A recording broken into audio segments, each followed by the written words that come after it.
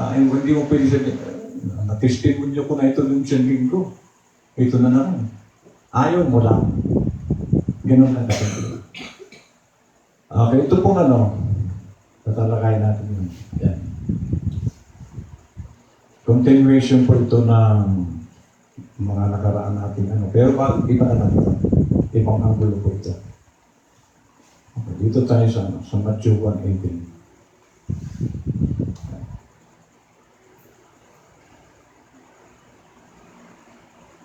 Sabi po ng Biblia.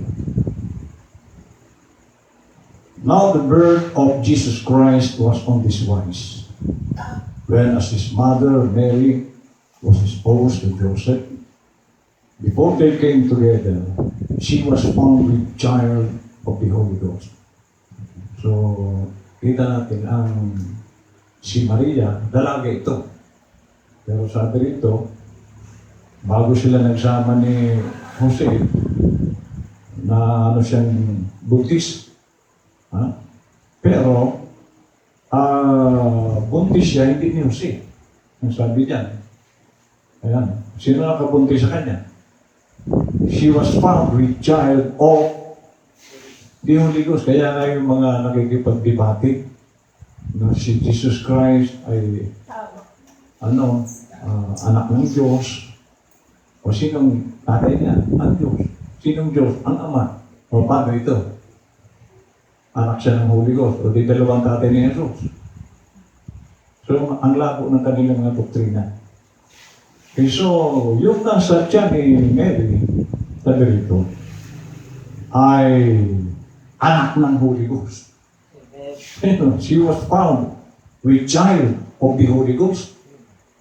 O kaya, yung mga ang doktrina ay Trinity, lalabas dalawa ang tatay ni Jesus. Unang tatay niya yung Ama, pangalawa ito Holy Ghost. So, hindi nila naintindihan mga doktrina nila 21.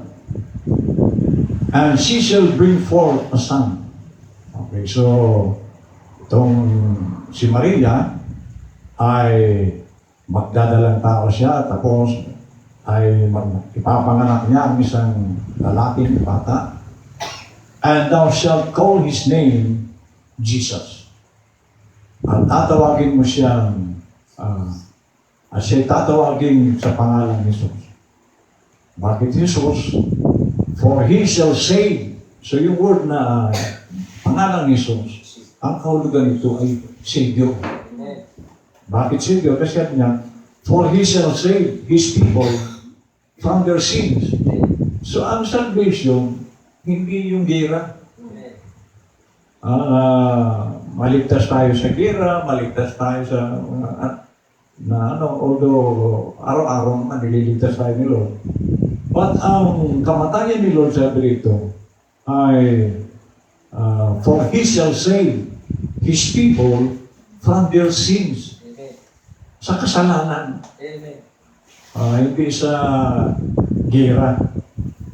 22. Now all this was done that it might be fulfilled, which was spoken of the Lord by the prophet, saying, ano yung sinabi ng propeta? Si Isaiah po ang tinutukoy dito ng Matthew.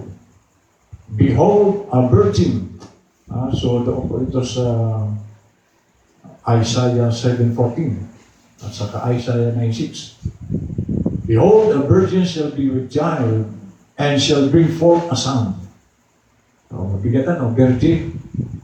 Hindi nagalaw ng tao, pero magkakaroon ng anak. Okay? Sapagkat iyan ang hula sa Isaiah na isang birhin, mga anak. And they shall call his name Emmanuel. Ano yung Emmanuel? God with us. Ang ganon. Which being interpreted is God with us. Dito po tayo sa 1965 na sinabi ng propeta.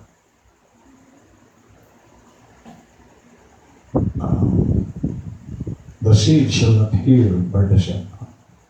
Okay. Now the stalk, ano yung stalk? Tangkay. Taser, ito naman yun sa may bulaklakan.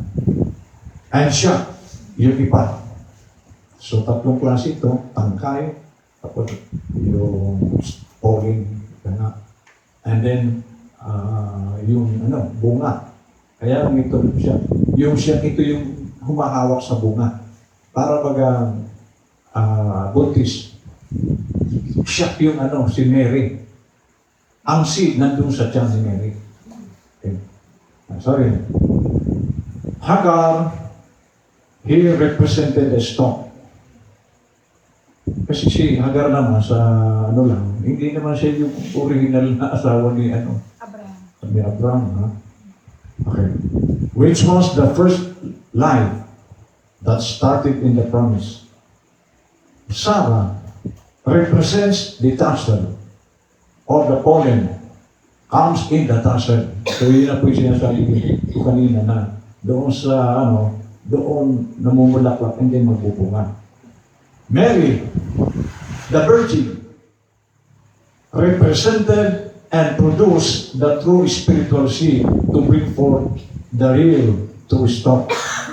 So yung hindi naman yun original, si Hagar at Sarah. Pero ito si Maria, sabi ito,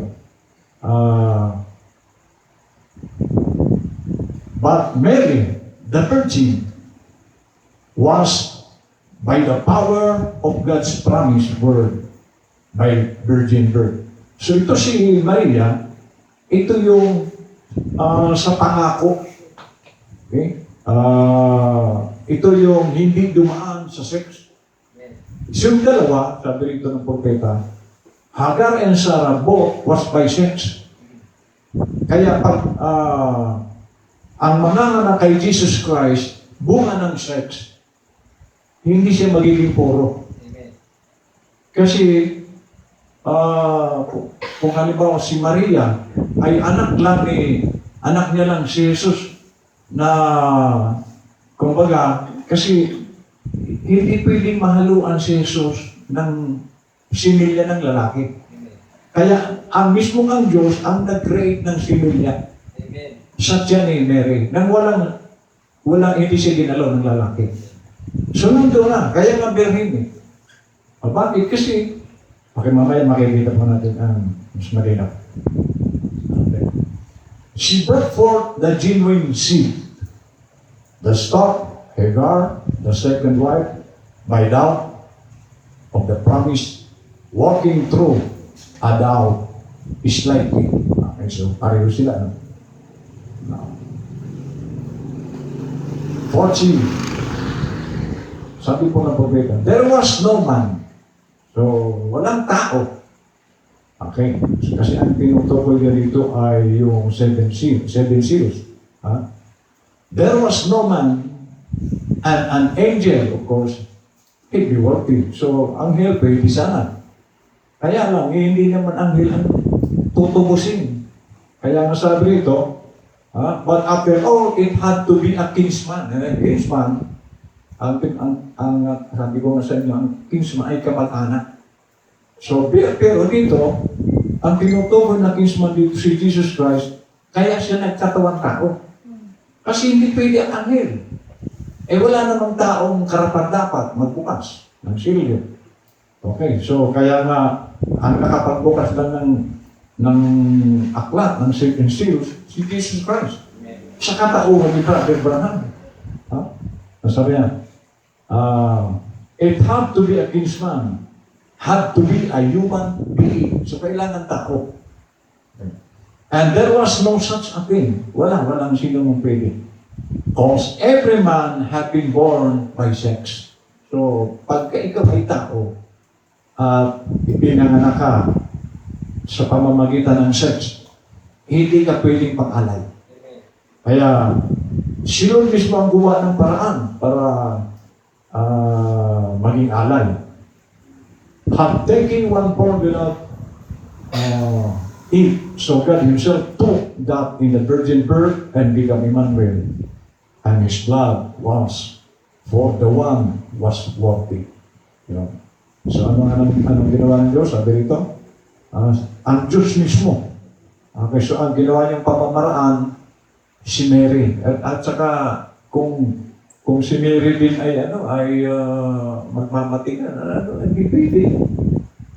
Dalaga ako. Tapos makikita ng mga tao na buntis ako. Di ba? Pero tanggap ni Mary. Kasi ang nakipag-usap sa kanya, Amen. How do you see in church age? But now, he is standing in the midst of the church. As he stands there revealing who he is in this last age. So si Lord ay nagpakilala sa ating panahon. Pero alam natin na si Lord naman ay hindi naman bumalik sa anyo niya nung una. Si Lord, nandito sa lahat ng mga believer. At makikilala mo ang Panginoon sa mensahe niya. Kung anong mensahe ng panahon ito. Okay, sabi niya. Revealing who He is in this last age. He calls Himself the author of the creation of God. Ano yung creation of God? This is another creation. So, pupunta po tayo sa body change. Okay. So, itong tinutukoy ito ng propeta na creation, hindi ito sex. Amen.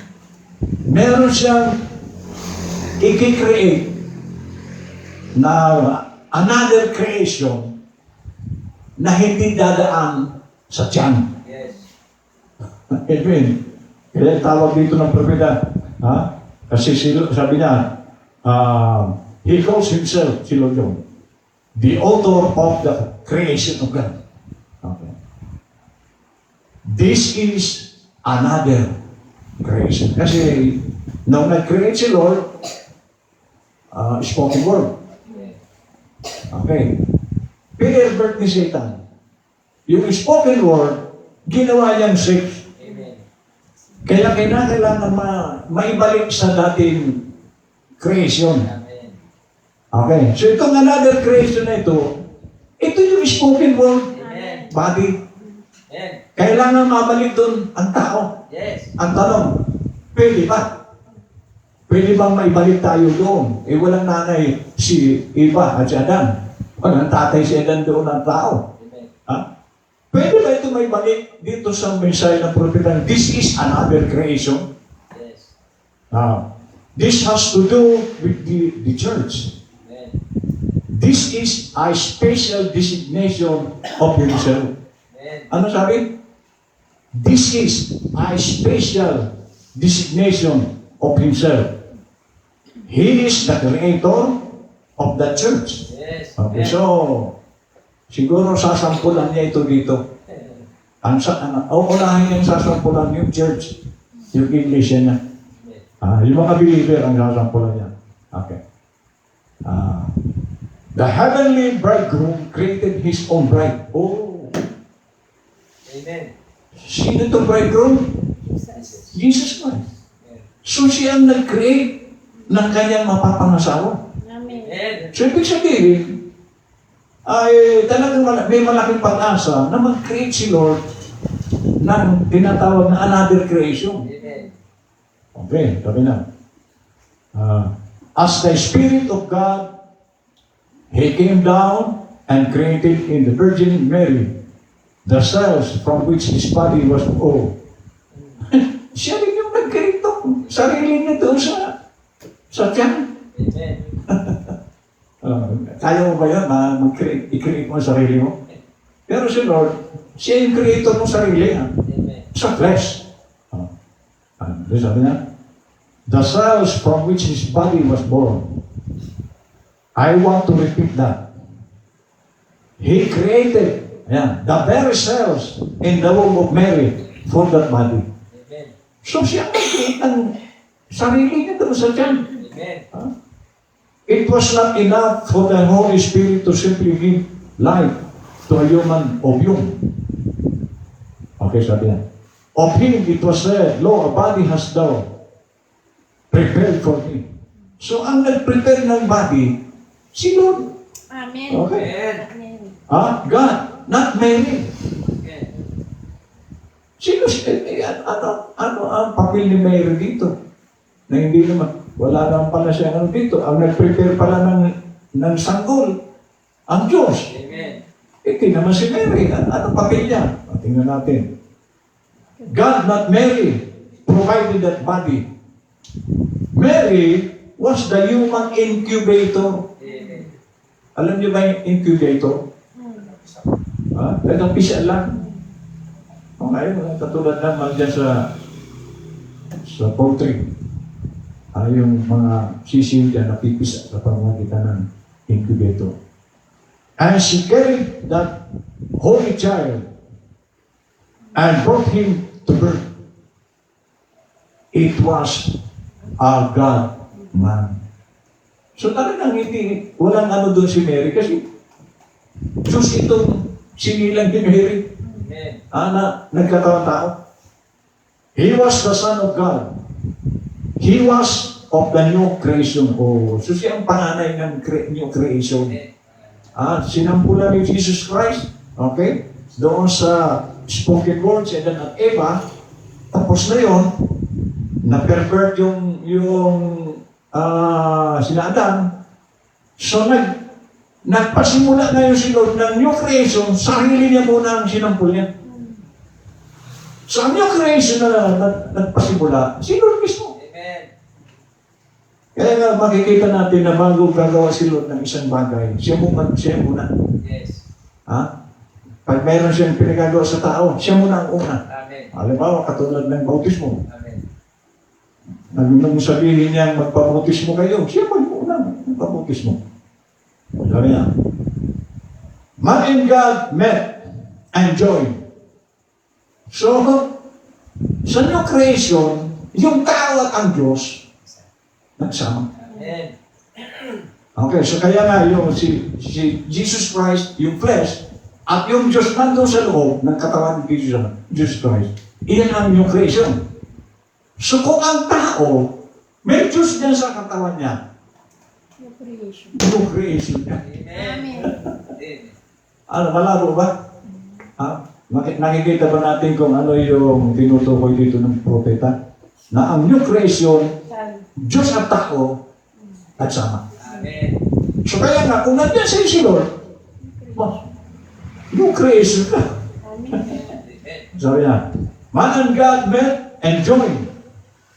He was the first of this new race. So ito yung bagong langit. Kasama ako ron sa bagong langit niya. Kasama ba kayo ron? Ako, kasama ako eh. Bukod sa siya yung panganay sa bagong langit, ang race, mayroon pang tawag na isa. Kasi, brown race tayo. Kaya nga. Ano tawag? Mayroon pang isang kahulugan ang salitang race. He is the head of this new race. So siya dito ang ulo. Siya pa yung panganay. Okay. Brother Dindo, nakukuha mo ba ang tinatawag ng propeta na new creation? New race? Okay. God and man joined together. Philippians 3:20. For our conversation is in heaven. So pag ikaw pala ay new creation, hindi ka na tagalupa. Amen. Nagiging dayuhan ka na lang dito. Yes. Amen. At sabi naman ni Pablo sa Hebrews, at si Pedro sinabi rin niya, mga dayuhan lang tayo dito. Pilgrim, estranghero. So kaya nga, ang Kristiyano, dumayo ka lang sa lupa, nagsuot ka ng laman. So ibig sabihin, hindi tayo taga rito. Amen. Amen. From whence also we look for the Savior, the Lord Jesus Christ. Okay. Sino to si Lord? Who shall change our vile body? So, ang mag-change ng ating katawang nasisira, sino? Amen. And, ulitin ang tanong, mangyayari ba ito dito? Yes. Yung new creation sa ating buhay pa tayo? Amen. Tingnan natin dito. Kasi meron tayong nagtuturong propeta. Ano yan? That it may be fashioned like unto His glorious body. Ayun. So kaya, kailangan magkaroon tayo ng changing ng body para matularan natin si Lord na ang kanyang katawan ay isang glorified body. Amen. Amen. So hindi pwedeng hindi tayo ikaya. Yes. Pastor, nandito pa tayo sa lupa, baka doon yan. Brother Tinto, baka doon sa taas tayong glorified.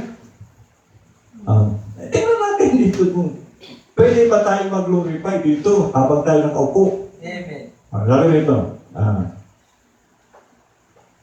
according to the working whereby He is able even to subdue all things unto Himself.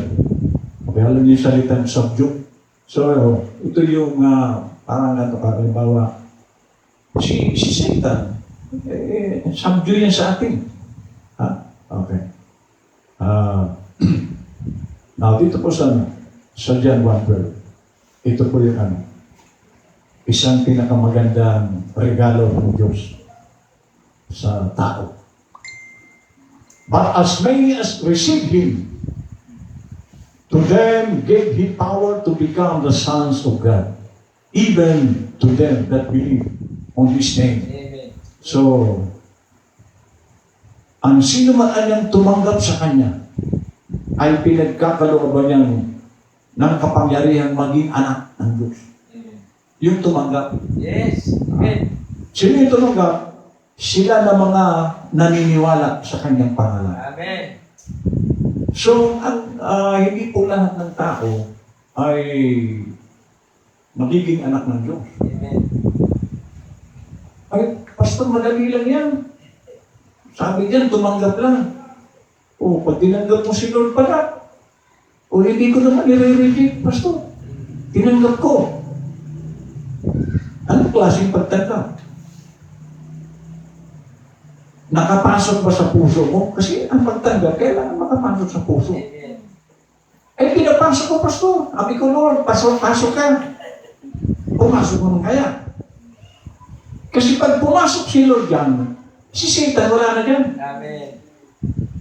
At anong ebidensya wala na si Satan dyan? Yung katawan mo sumusunod kay Lord yan. Amen. Kasi pumasok yan. So, pero pag hindi pa yung sumusunod, baka ipanan yan. Amen. So madaling sabihin yung tinanggap. Pero ebidensya tinanggap mo si Lord, bawat kilos mo, pagsunod kay Lord. Amen. Kasi si Lord ang nandyan eh. Sabi niya, which were born not of blood, nor of the will of the flesh, nor of the will of man, but of God. Amen. So, saan kayo pinanganak? Ipinanganak ka, hindi sa dugo. So, ibig sabihin, although tayo po ay may dugo ngayon, kasi hindi naman tayo mabuhay ko ng dugo, but, dugo ni Kristo ang tinataglay mo. Amen. Amen. Bakit? Kasi, na-born again tayo, hindi na tayo dumaan sa tiyan ng nanay natin. Amen. Kaya nga sabi ko sa inyo, ang tunay na natin kamag-anak ngayon ito, Amen.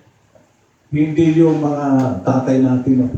Ngayon, kung sila man ay born again, yun, nandun natin silang kamag. Kasi doon sa teacher home, wala namang asawa doon. Amen.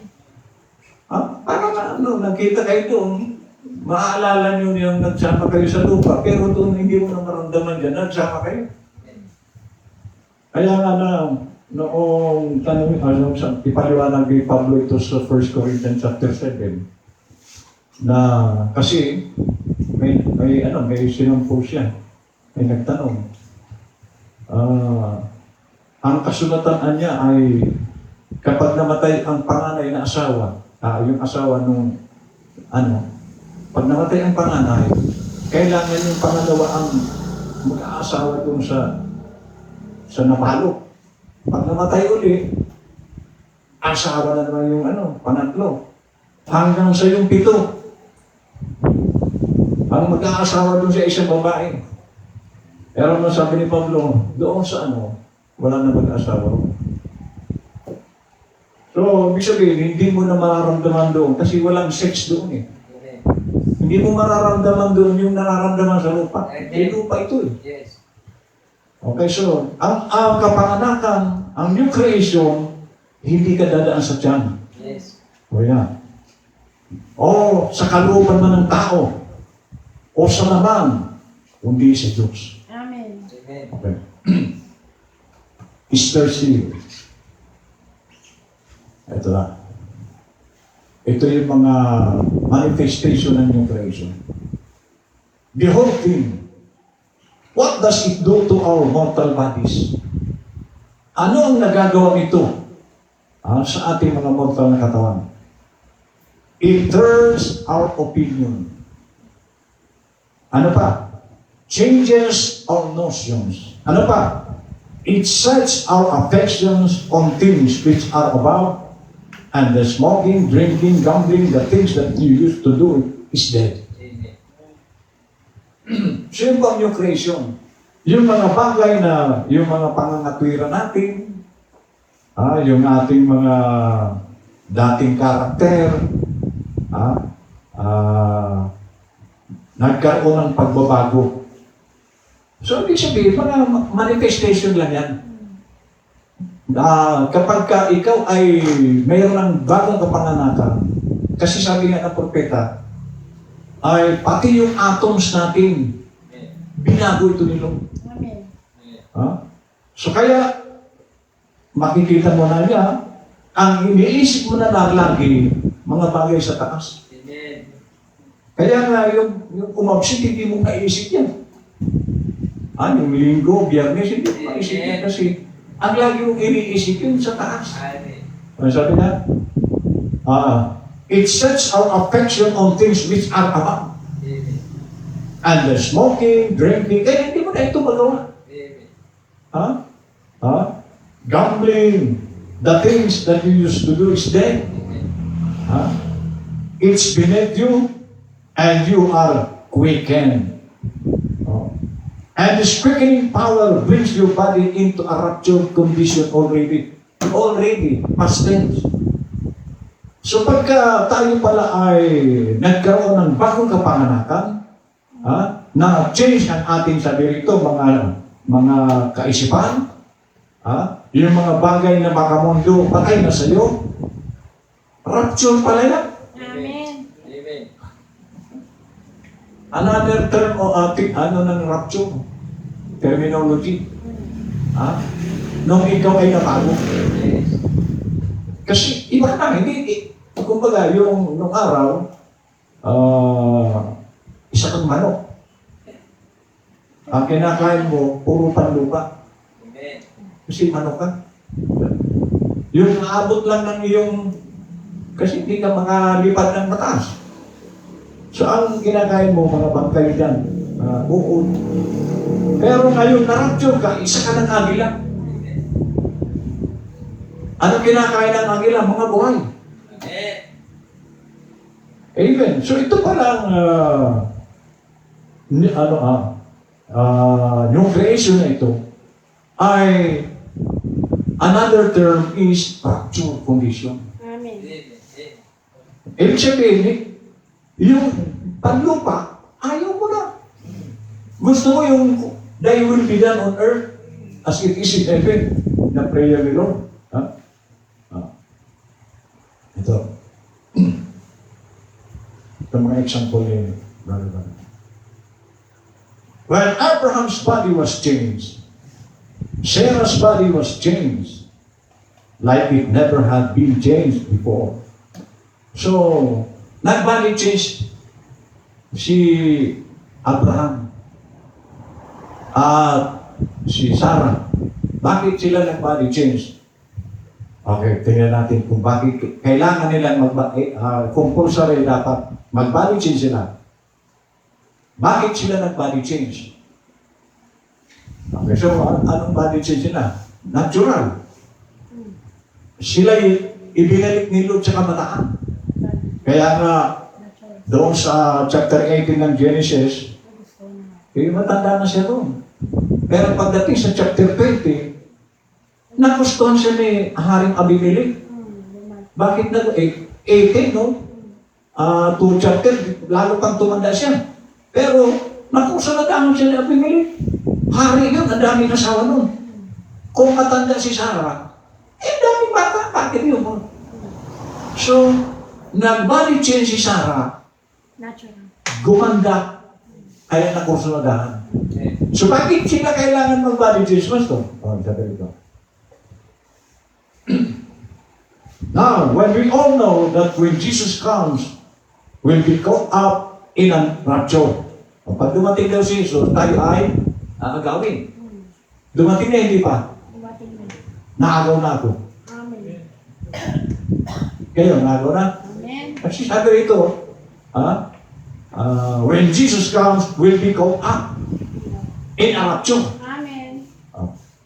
And we know our bodies will have to be changed first. Oh! Amen. So sa rapture, body change. Amen. Ay, tanong, ulitin ko ang tanong. Dumating na ba si Lord? Amen. Rapture yun. Kasabihin yung body change. Amen. New birth. Amen. Ano, may body change na ba kayo? May matakaw pa rin ako, Pastor. Sabi na. So sabi na, and we know our bodies will have to be changed first. Umauna pa nga yung body change. And it won't have to be just go back to young men and women. Oh, si Abraham at si Sarah, nagbalik sila sa kabataan. Pero sabi niya, hindi lamang yun. Pati yung ating flesh. Okay. It won't have to be just go back to young men and women, but it will have to be changed. Because Abraham and Sarah's body had to be changed in a way that they could receive the promised land. Oh! Bakit? Nag-body change si Sarah? Si ano? Para sa pangalan. Kasi kung matanda sila, paano mabubuti si Sarah? Amen. Baog pa. Amen. O, di ba? Si Abraham matanda na rin. So, kailangan nilang bumata para, kasi may pangako si Lord kay Abraham na anak. Amen. Amen. So, kaya kailangan para mangyari yung pangako ni Lord na anak, Body change. pinabata sila ni Lord. Yes. Kaya ako sunadahan si Sarah ni Abimelech. Ha? Oh. So, ang dahilan ng kanilang body change ay para doon sa pangakong anak. That's Abraham. His body had to be changed to receive the promised son.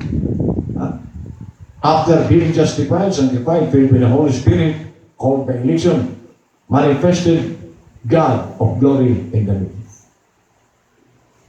Now, Sarah and Abraham, in that kind of a body, could not receive the promised son. So, doon sa matanda sila. They were 100 years old. He had to change their body. So, kailangan baguhin ni Lord ang kanilang katawan. Not turn them back so much as to young. Hindi naman sa sila ipakalit doon sa sobrang pagkabata. Which he did. Ginawa naman niya. But also change them. Because they feel like they was at the first place. But he changed their body in such a way that they could receive the Son. So tayo, paano tayo tatanggap ng anak? Kasi ang layunin ng body change ay para matanggap natin ang anak. Sino yung anak? Siya yung pangako. Di ba? So si Sarah at si Abraham, nangako ang Diyos, natanggap nila yung anak. So tayo, paano tayo tatanggap ng anak kung hindi tayo mag-body change? Amen. So kaya nga maraming hindi nagbabago. Wala doon yung anak. Kasi ang nababago lang dito, yung nakatanggap sa anak. Amen. At bakit hindi nakatanggap sa anak, hindi niya nagbabago. Kaya walang body change. So sabi niya, Amen.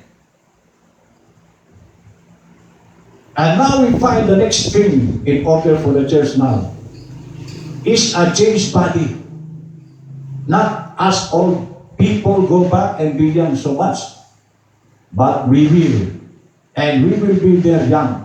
So, yung pagiging bata, mangyayari yun. Pero ang unang-unang dapat na ma-change tayo dito sa kinalalagyan natin ngayon. Ang sabi niya, just a certain, but we got to have a changed body in order to receive the Son. Sino yung Son? Si Jesus Christ.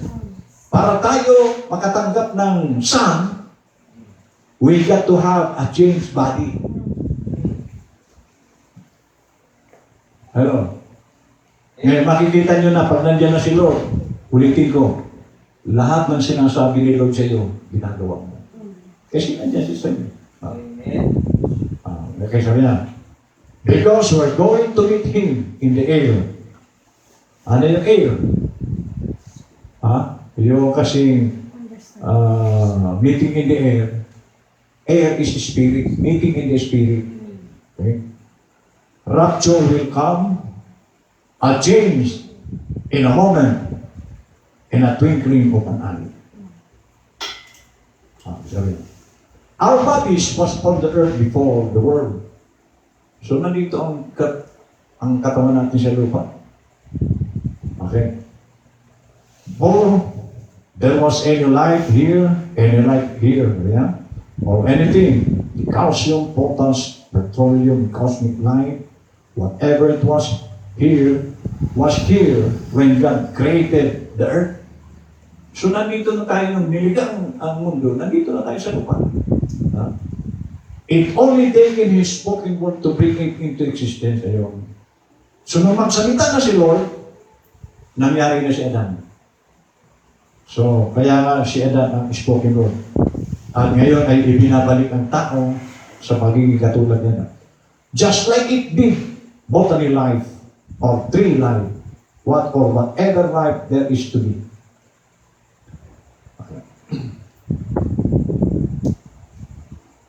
And I will confess His name before my Father and His angels. Wrought out in heaven, if a man die, shall he live again? All the days of my appointed time will I wait, till my change come. Nakita niyo? Till my change come. Thou shalt call, and I will answer thee. Thou wilt have a desire to the work of thy hands. The great shepherd is calling his sheep by name. The creative voice of God is calling them forth from the dust or changing your atom. Ayun. Ano sabi na? The creative voice of God is calling them forth from the dust or changing their atoms even though they had not fallen asleep. Alam niyo ba yung fallen asleep?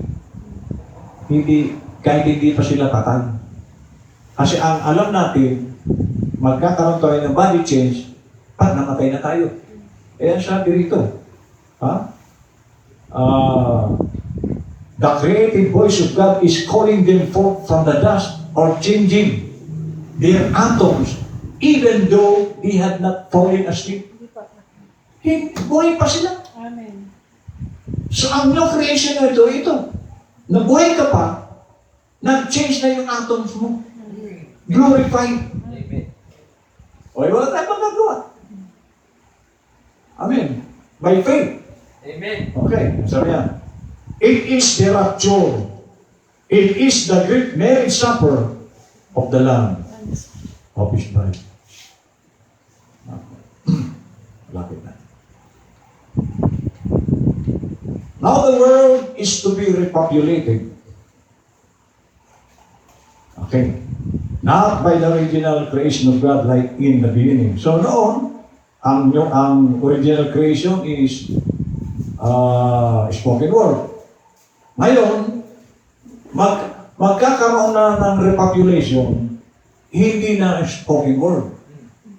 Kundi ano na. So binigyan na ni Lord ng permiso. Permissive will na. Ang alin? Yung sex. Okay. The world is to be populated not by the original creation of God, like in the beginning, not by the original creation, but by sex desire. So, inalaw na ni Lord. Not by the original creation. Okay. Now, that takes care of the beginning. Doesn't it? In the beginning, there's only one man and one woman. One male, one female. But when she crossed that line and brought this sin, now the world is to be repopulated again by sex. Not by creation, kundi by sex. So, inalaw na ni Lord. At kaya, lahat na ng tao, nadamay-damay na. So, pero, sabi nga, nung ating pinag-aralan doon sa recognizing your day, na yung pangatlong araw, after 2 days, doon magkakaroon ng resurrection. So, yung resurrection ay isa yan. So, kailan yung pangatlong araw? Third Testament. Itong panahon natin, Third Testament ito. Okay, so sabi rito, see where the woman's at now, but that's the way the world is populated today. Through women. Doon sa future home, wala na. Okay. Wala na rin pati doon matanda. Baka pala. Now, marriage and divorce. That's the reason Jesus had to come through the woman to bring it back to its original beginning again. Oh. Anong dahilan daw kung bakit bumaba si Jesus Christ? To bring it back to its original beginning again. So talagang ibabalik tayo sa spoken word creation. But hindi that sex. Okay. Without sex desire, His virgin born. But, hallelujah, there will come a time where it won't be no more sex. Yes. So ngayon, nangyayari nito. Maraming nabuborn again, hindi po yan sex. Amen. Nagkaroon sila ng bagong kapanganakang kondisyon, hindi dumaan sa tiyan ng nanay na. So yan ang po nangyayari ngayon sa mga tinawag ni Lord. But God shall call His children from the dust of the earth back like they was in the original. Not through any woman. So hindi naman tayo ngayon. Born again tayo, hindi naman tayo pinanganak ng mga nanay natin. But through the molding of the clay and the cosmic lines and the petroleum, He'll create again like He did Adam at the first time. Jesus made this possible by God, making Himself a man and come into the world so He could die. Nakikita niyo na ba? Na ang creation ni Lord ngayon, hindi nadadaan sa tiyan. Amen. Pero nagkaroon ng pagbabago. Sabi kanina, yung atoms natin, buhay pa tayo, binago na. Amen. Last.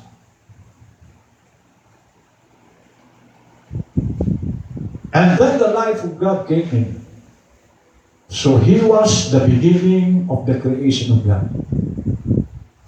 And then that blood of God that was there by that germ, when it was shed at Calvary, dropped back upon the earth.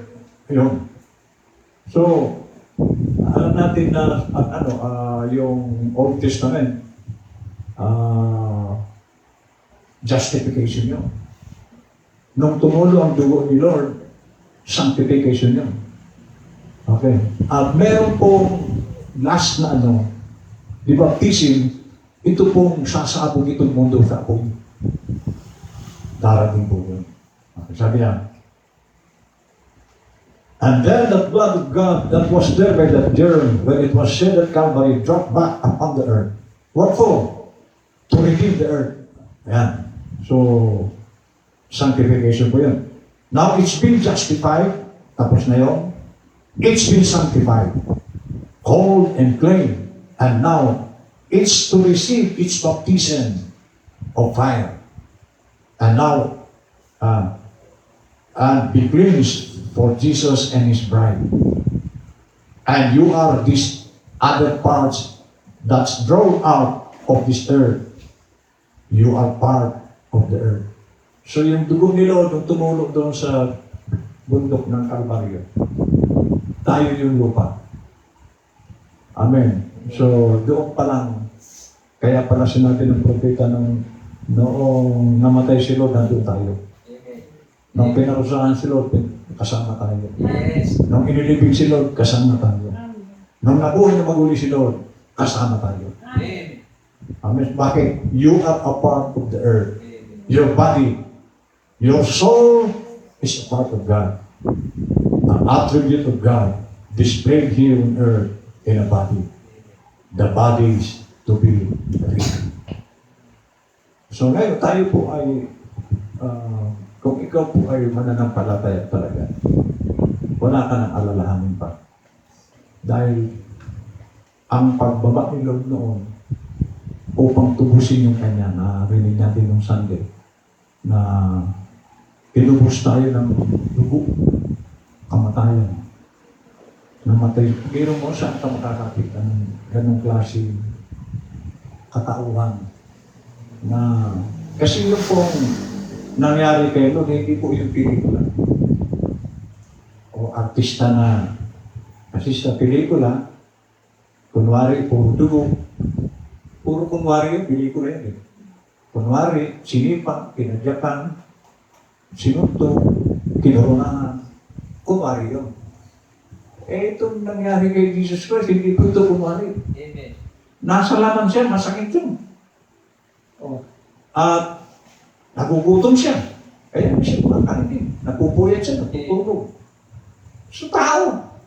Pero ang kaibahan nung kay Jesus Christ, andun yung Diyos sa loob. At anong pagkakaiba nila ng Lord noon sa atin? The same. Oh, si Lord, dumaan din siya sa pre-moral agency. Di ba, nung tinutukso siya ni Satanas? May si Lord na sumunod kung gugustuhin niya. So lahat, si Adam dumaan sa free moral agency, si Jesus Christ dumaan, at tayo naman ngayon. Amen. Amen. Amen. Nasa sa atin na yun kung sino ang susundin natin. Amen. Diba? Si Lord, sinunod niya yung ko. Thy will be done, sabi niya. Thy will be done. Not my will, sabi ni Lord. So, ganun din tayo dapat. Hindi ang kalooban natin. Kasi tayo, ang kalooban natin, ni Satanas yan. Kalooban ni Satanas yan. So, sabi niya rito, you are a part of the earth. Your body. Your soul, ang pagkakaiba ng soul, is part of God. Amen. Bakit? Ang tiyupan kasi, Diyos yan eh, na binahagi, parang katulad ng komunyon tinapay. So yan ang example na sabi ni Lord, ito ang aking katawan. Pinayang sa isa. Oh. Yan ang tiyupan eh. So, part of God. Hindi yan mawawala. Amen. Babalik at babalik yan sa pinanggalingan. Amen. Hindi tayo taga rito. Amen. So, ibig sabihin, kung saan tayo galing, doon tayo balik. Kung tupan nga tayo, wala ang problema. Okay, so tayo po ay